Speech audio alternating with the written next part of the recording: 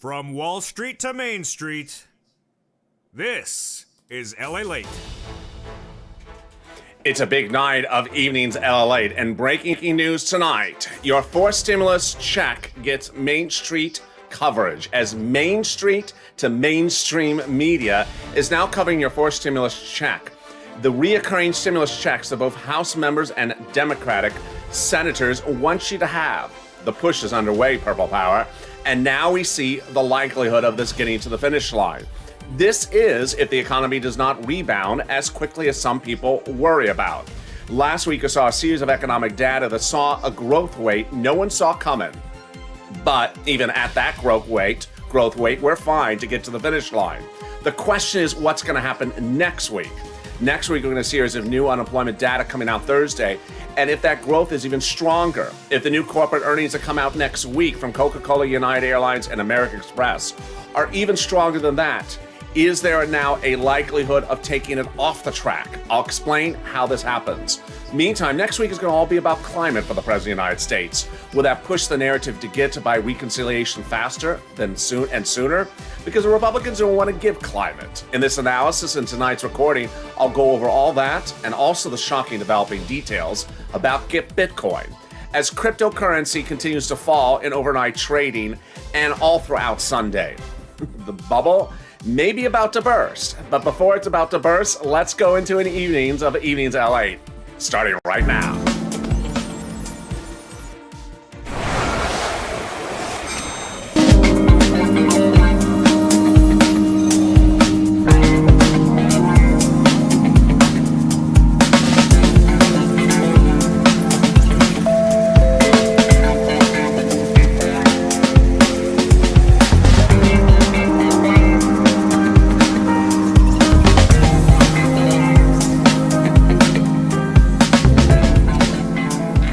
Everybody, it's Evenings Lalate, and we have a big recording tonight. I'm covering everything from student loan debt forgiveness, the EIDL grant, the money for mortgages and mortgage assistance. Where is it, and why is it not landing in states? Also, rent and utilities is more, and of course, the forced stimulus. Also, I'll be covering the surprising developing details about crypto and what's happening on Wall Street tomorrow and this week. How are you?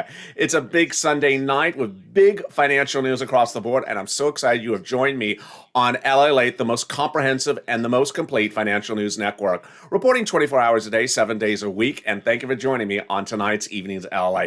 If you've not subscribed, make sure you subscribe. Also, like this video, and if you've not become a member, consider becoming a member. Purple Hot Power, or Calcino VIP. The link's at the top of the chat. In tonight's recording, we're going to go over all those details, but we're going to start first with the fourth stimulus check. You have to understand that this has been ground zero for coverage of forced stimulus check, that monthly stimulus check for several weeks. Now other people are coming in and piling on because they found nothing else to talk about. Well, in fact, it's now helping. Finally, forced stimulus is becoming a mainstream media news tonight, before even the crash, a looming potential crash of Bitcoin, of crypto, the concern about corporate earnings going through the roof, and inflationary concerns. Guess what? Forced stimulus is now the number one news story tonight on major financial news channels. They're mirroring the coverage of this channel. And not only is it the number one lead story, it's also the number one searched story, meaning that the viewers who are tuning into broadcast news are actually watching that story before other stories. This means that people's curiosity is piqued, and now their curiosity is spurred based upon that coverage. Also making news is the coverage that providing forced stimulus would lift 6.6 million people out of poverty, according to the Urban Brookings Institute in a new report this weekend.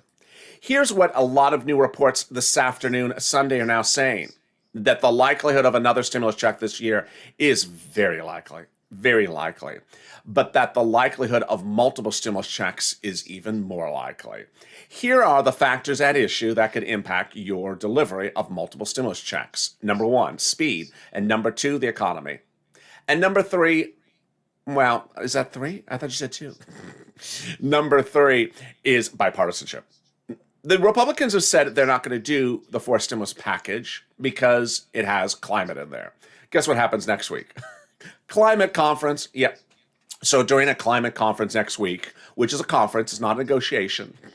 The president's going to be talking and you're going to be listening or not listening. And he'll be talking about climate and more climate. And the Republicans will probably cover up their ears because they don't want to hear about climate. They're not going to spend money on climate. They've actually made very clear that for purpose of forced stimulus, if you give them anything with climate, they're covering up their ears and not giving a penny.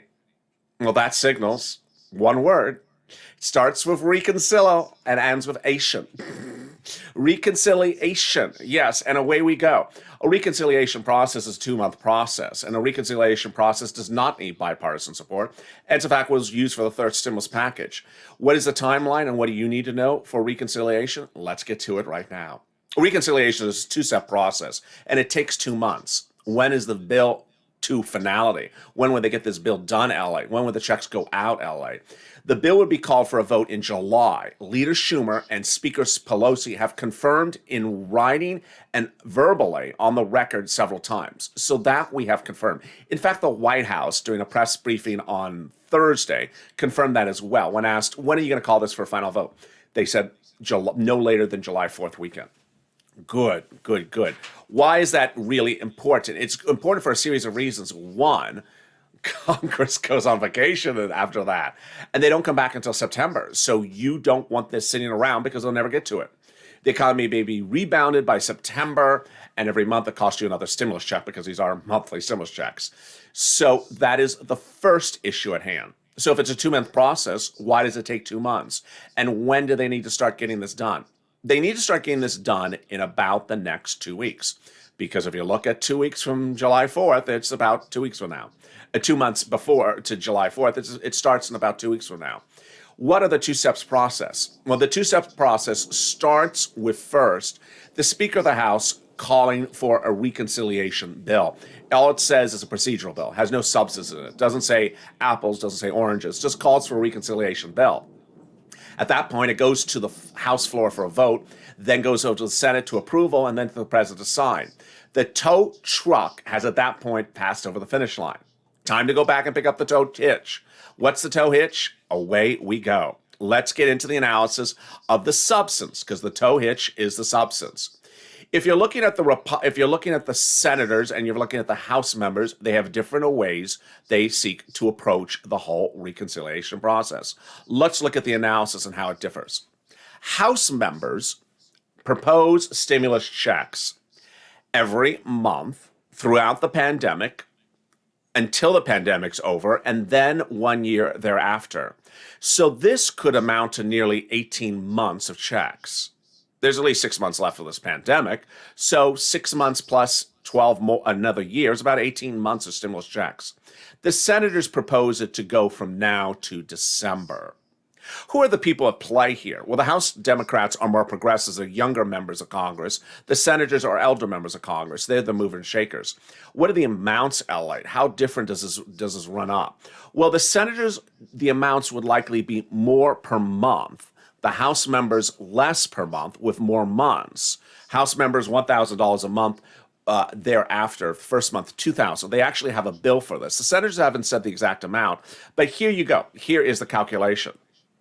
For purpose of forced stimulus, the senators proposing July to December, word on the street says that the senators want to pay either $1,400 a month or $2,000 a month. Here is how this compares senators versus House members. If the House members were giving you $2,000 a month from July to December, that's 6 months of $2,000. That's $12,000. Whereas the House members would be giving you less money, but over more time. House members would be giving you $1,000 over 18 months, or $18,000. It's a difference of whether you like money on the come or like money long term. Here's what the Federal Reserve says, that nearly 30 to 50% of all money received from stimulus checks is actually never spent, actually just put in the bank. If that's true, that confirms what the viewers of this channel have said universally, that they prefer getting the money sooner rather than later, even if it's a little bit less. They rather get $12,000 in 6 months rather than $18,000 in 18 months. Which do you like? Drop in the comments right now. Do you like faster or do you like slower? Remember, slow is more money, but it takes longer to get the money. Faster is a smaller amount of money, but you can keep it in the bank and make interest on it. Or invest it, just not in doggy coin. So away we go. Now, at that tow hitch period of time wondering what goes on. How would this formulate, Elliot? Well, a new report yesterday from Politico says, and this was really fascinating. This was not a front page news article, folks. This was a buried article. I just found it deliciously fascinating. It says Speaker Pelosi's new ally, who she kept a secret, is House member Omar. Omar, yes. Why is this big for purposes of stimulus? Because Omar is among those House members who want to give you those monthly stimulus checks. They're among those members that have been pushing the president, among others, part of the gang, part of others, part of Talib and Jalapal and others who have pushed since March for those monthly stimulus checks. Who is among these other people with Omar and the people in the last graphic that want those monthly stimulus checks who are in the House? About 100 of them. So will Speaker Pelosi put that in when the tow hitch goes to the House? Insiders really just don't know. Too hard to predict. The allegiance with Omar suggests that Pelosi will certainly bridge the idea and may actually consider it and go ahead with it. Here's what you need to know, is that if she puts it in there, great. If she doesn't put it in there, no worry. Because what happens is that the bill then goes to the Senate after it's approved. And during the vote-a-rama, that is when the senators put the modifications in there. The vote-a-rama is a two-step process, and the vote-a-rama is basically a two-day event at which amendments to the fourth stimulus are entered by senators across the board. Earlier today, I detailed for the first time really on this channel how a vote-a-rama is not what people think it really is, and how the senators' approach to dealing with it is not what you think it is as well. Let me explain. A vote-a-rama is a two-day event at which they receive the bill, the tow hitch from the House, and then they say, you know what, we want to make some amendments. You're waiting for that amendment for the multiple stimulus checks, of course. So do they have a press conference before they do this? Do they introduce it by a written document? It's sitting on the Senate floor. Is it sitting on Chuck Schumer's desk for 5 weeks? Do they have press conferences with big blow-ups and have the problem creators walk forward? No, they actually do the opposite. The vote-a-rama is one of the most secretive, plotted out, covert, almost MacGyver-ish, yes, MacGyver-ish, Senate maneuvers you ever see on this channel. Why? Because it's a very quick process, and they plot these out ahead of time, because often there are big opponents to what they want to do. Guess who those opponents are? Of course, the opposite party. In the case of a vote-a-rama, this is what they're generally doing.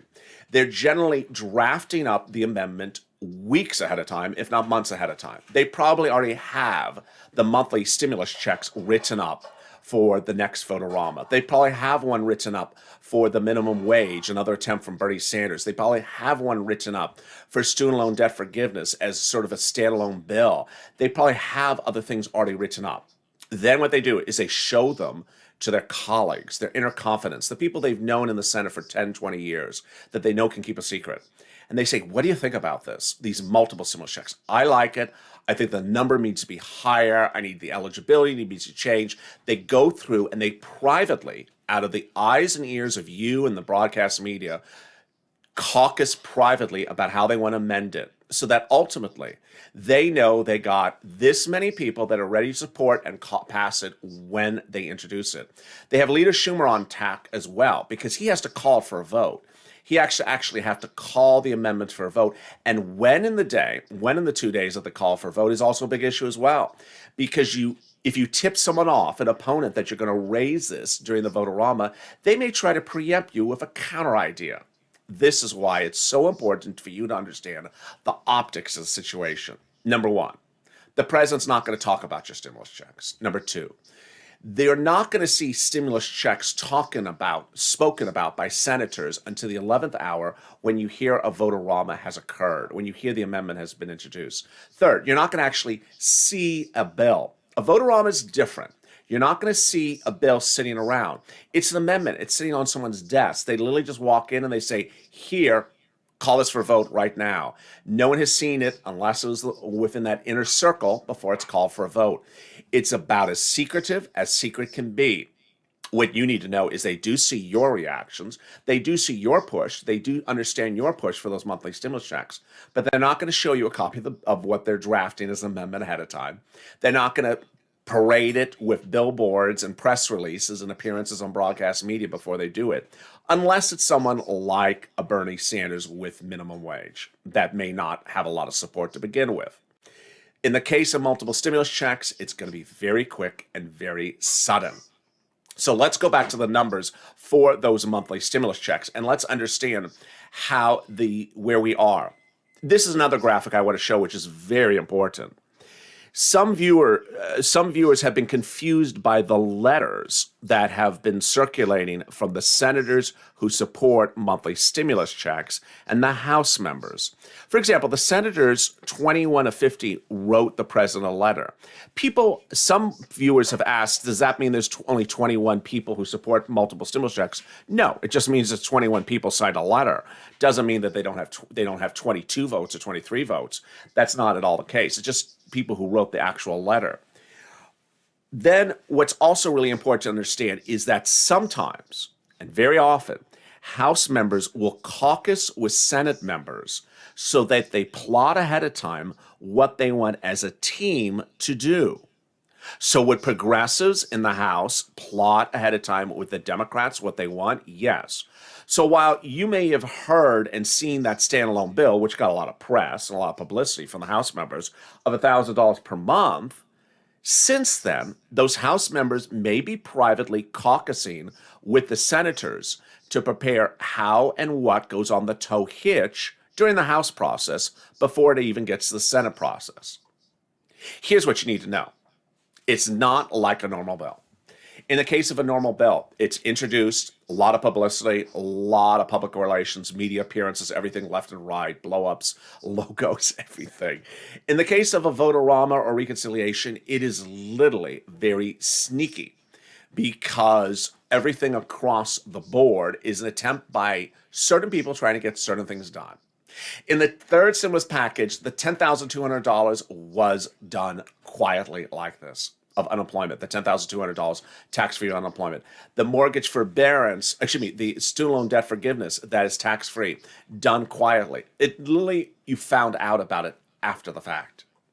I'll have more about this later in this recording, but big news coming up this week about where this economy is going and how quickly it could rebound.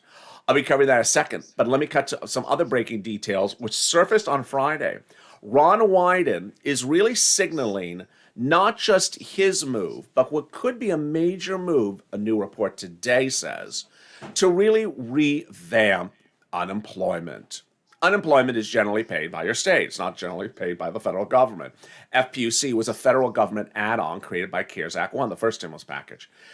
FPUC is going away in September. So is PUA and PUC. So should there be other types of programs like that, a lifetime during the rest of this country? It's during the issues of pandemics and economic instability like last year that sometimes great ideas come to fruition. And FPUC was a really good idea. PUA was a really good idea. Ron Wyden now says that PUA, which is the concept of paying some type of unemployment assistance to people who don't get coverage of unemployment as independent contractors and sole practitioners, should be a lifetime benefit. I agree. And guess what he's introduced? He's introduced a new bill last Friday in the Senate that would, in essence, make PUA a lifetime program, just with a different calculation. His concept is the following, that PUA should exist permanently, just call it something else, $250 a week for up to 6 months per year. So let's say you're an electrician and you had a lot of work in 2022, but something went wrong in 2023, and you can't find work for 4 months. You'd have coverage. You'd have coverage to provide you relief. That's the concept of it. It's one of several bills like the student loan debt forgiveness, which is also a bill in the Senate, where senators are trying to work out of the box, things out of the box. I'll have more about what's happening with that executive order for student loan debt forgiveness, also the EIDL grant, and also what you should anticipate next week from the president, and more coming up right after this commercial break. But first, here's a little bit about the community page, which I will also address after this break about where really is money for rent, utilities, and food, as a lot of states are now reporting they haven't received it. I'll explain to you where it's gone. If you want money right now, not 5 days from now, and not 5 weeks from now, then reach out to the community page. The volunteers can help you find that money for rent and utilities. That's at news.la.com/community. The community page features a series of volunteers who are viewers like you. They can help you find rent, utilities, SNAP, food benefits, mortgage assistance, and help you with eviction moratorium questions as well. Their Facebook, Twitter, and Instagram individuals reach out to them and indicate the city and state you're from, and they'll get back to you shortly. That's a community page. Volunteers working for you, viewers helping one another. Stay with LA for more. Join Lalate Daily for the excitement of the new Lalate live daily. The excitement starts on mornings Lalate at 9 a.m.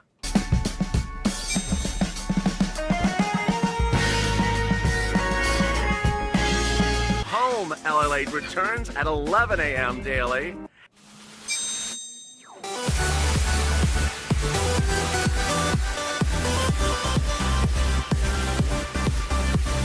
And then afternoons Lalate at 1 p.m.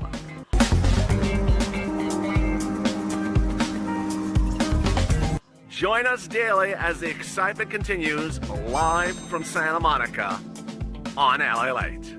And the excitement continues in 2 hours from now as LA Late Night returns. That's our humor video, not informative, but in humor to keep your mindset up, keep you positive, and keep you laughing into the new day. That's coming up in 2 hours from now with Javita Lade and Sirloin giving you their recap of today's major breaking news. Their opinions, not mine. Cows just don't always think clearly. But thank you for joining me on the continuation of Evenings LA. Coming up later in this video is student loan debt forgiveness, the $1,700 of financial aid, mortgage assistance, and property owners assistance, utilities, rent, and food. Also, I'll be going over what's happening for the $10,200 and other items. First, one of the things I want to start with is the student loan debt forgiveness. What happened to that? Well, let me recap. There's two paths. There's the bill in the Senate for $50,000 of student loan debt forgiveness. That has not really gotten a lot of movement on it. But the president did move 2 weeks ago, well, actually now 2 weeks and a few days ago, on the executive order move. Elizabeth Warren and Chuck Schumer had told the president, you can forgive this by student loan debt. He said, no, I can't. They said, yeah, you can. Obama did it and Trump did it. You can do it. He said, okay, fine. I will have my education secretary, Miguel Cardona, prepare a memo to determine whether I can forgive student loan debt as a president by executive order. And I'll give him 2 weeks to do it. That 2 weeks was last Friday. So viewers have been asking me what happened, because I said the president was going to forgive it, and I said the forgiveness was going to happen Thursday or Friday. It looks like as we go into Monday, the letter has still not been produced by Cardona. So what I would suggest you to do is get on social media, push Elizabeth Warren and push Chuck Schumer, who are real big advocates. I mean, they have this on their Rolodex at slot number 1, covering it every day. Say, what happened to that education secretary's letter about student loan debt forgiveness?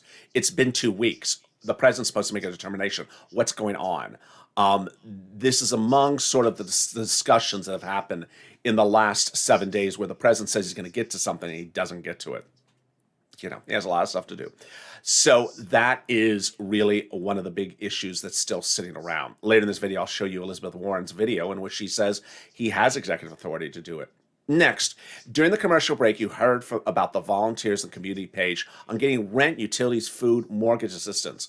Here's a new report that was released Friday evening, I think it was, or Saturday morning, that said there's a real, I don't want to use the word controversy, but issue at hand about rent, utilities, food, and mortgage assistance.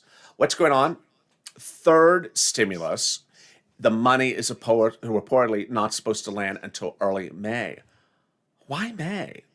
To make it even worse, the report also says that in many states, like Florida, second stimulus for that has not even landed.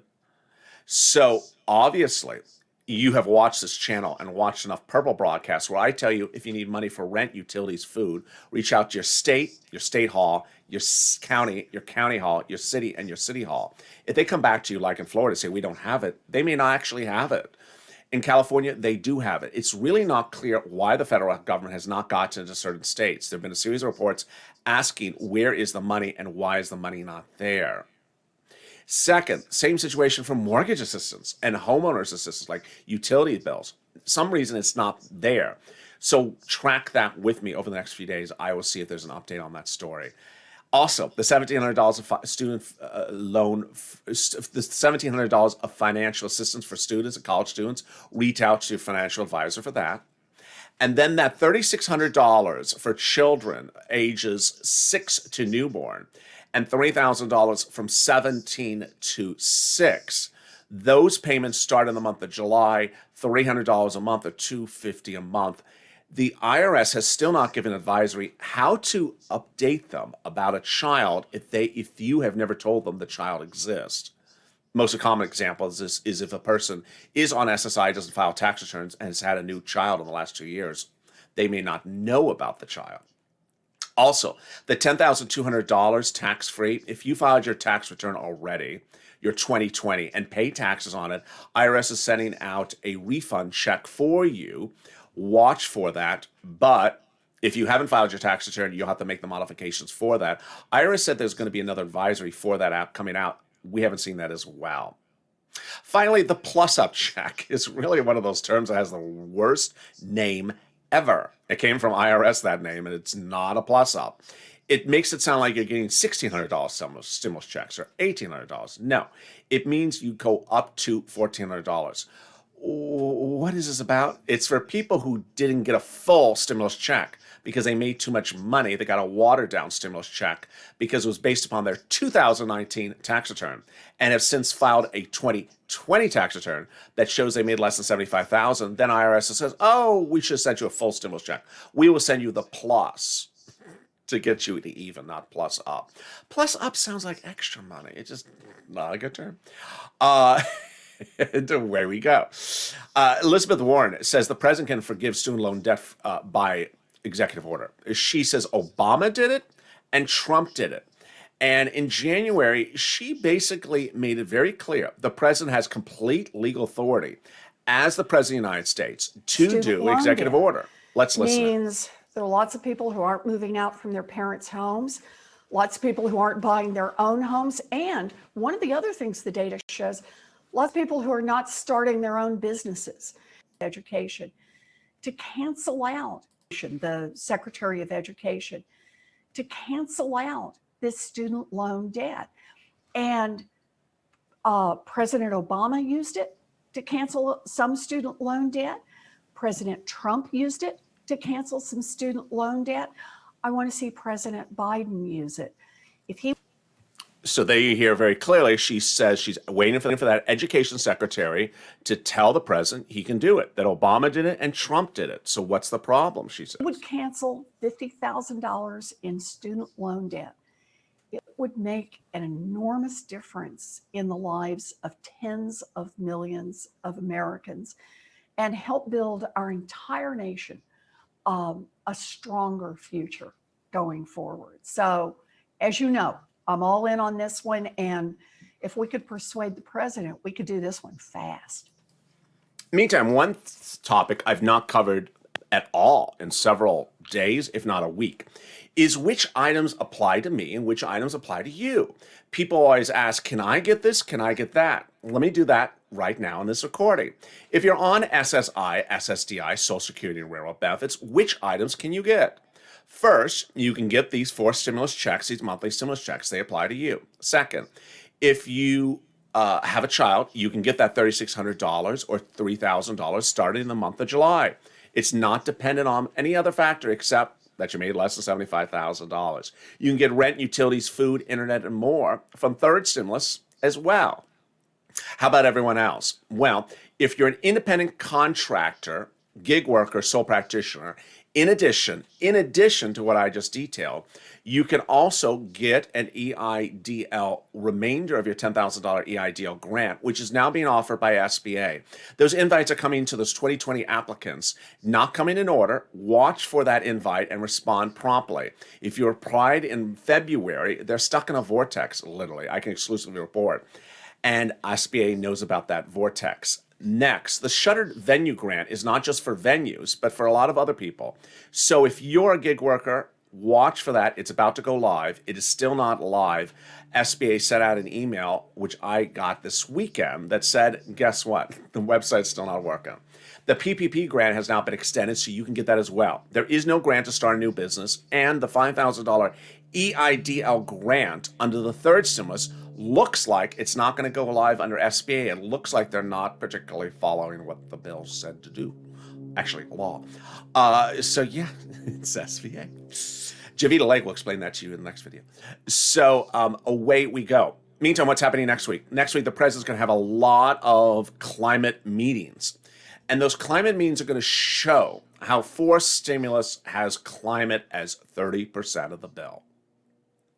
Since Friday, the press secretary has told the American people she was waiting for a counterproposal from the Republicans for the forced stimulus package. It's not really true.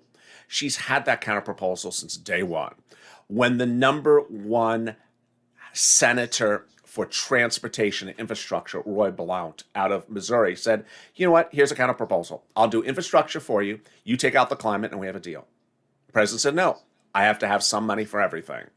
And with that, the line in the sand has been drawn. Away we go to recon. Purple Power, you need to push. You need to take these videos and push on social media and get the message out loud and clear. Start the recon. Start the recon. Over next week, we're going to see the series of new financial data that comes out. Tomorrow and the day after, it just starts to hit. Tomorrow is Coca-Cola, United Airlines, and IBM reporting Q1 2021 earnings. This is the first 3 months of earnings. The numbers are expected to blow it out of the ballpark. Then on Tuesday, Johnson & Johnson, Procter & Gamble, and Netflix report earnings, but the big ones are Friday. Honeywell and American Express report on Friday. Also expected is the big unemployment numbers this coming Thursday. Last week, unemployment numbers kicked it out of the ballpark, blew it out of the ballpark as well. 576,000 new unemployment claims, the lowest since March of 2020. What will happen this Thursday? We'll find out on Mornings LA that day. Also, continuing unemployment claims dropped to the lowest level in a long time. Dropped 1 million. We'll see that number this Thursday as well. And with that, join me next as this programming schedule continues. You're currently watching Evenings Lalate. Up next is Late Night, our laugh-a-minute, irreverent, non-informational, humor-only broadcast with Javita Late and also Sirloin giving you their opinion of the current events of financial news this week. Tomorrow morning, I return with Mornings Lalate after Early Mornings Lalate. Early Mornings Lalate is at 7 a.m. Eastern Standard Time. Then we go to mornings, and then noon and afternoons. A new show every 2 hours. It's easy breezy, and it's easy to follow. Thank you for joining me on a big night of Evenings LA. Hope you've been good and safe. It's been very windy, very warm here. I hope you're safe where you are. If you've not subscribed, make sure you subscribe. Also, like this video. If you haven't said hi, I'm in the chat. And do you recognize him? Is that him? I don't recognize him without the scars. If you're in the live chat, say hi. Meantime, if you've not liked the video, let's try to do 3,000 likes. Stay informed, stay focused, and consider becoming a member of Purple Hawk, Purple Power, or Calcino VIP. And stay with me. I'll see you in 2 hours from now as LA Late Night kicks off.